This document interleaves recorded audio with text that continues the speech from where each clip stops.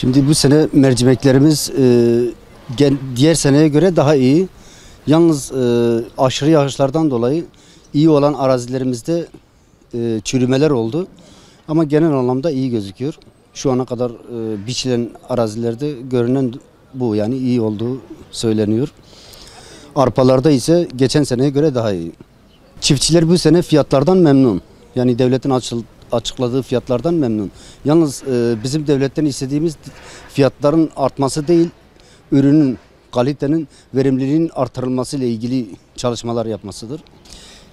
Örnek olarak yani çiftçiyi daha çok bilinçlendirmek, daha çok ürün kaliteyi artırmak amaçlı bilgilendirme yapmak. Bu yönde çalışmalarının olmasını istiyoruz. Şu anda arpanın fiyatı 1.250-1.300 civarı. Piyasa fiyatı. Fiyatı 1.275 arpanın fiyatı. Devletin açıkladığı.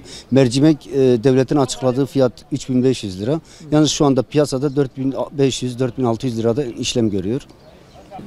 Şu anda fiyatlardan memnunuz. Hayırlı, bereketli bir yıl olmasını diliyorum çiftçilerimize.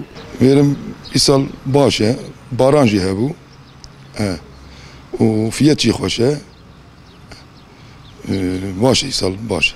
Yalnız çiftçi zav günü, çiftçi zav zorluk etkisine, çiftçi yani deyndare. Mazot baye, gübre baye, vesaire. Vegan cederketiye, niski normal eko patoze bıçağı çekin, ne bir içeri, evci derketiye.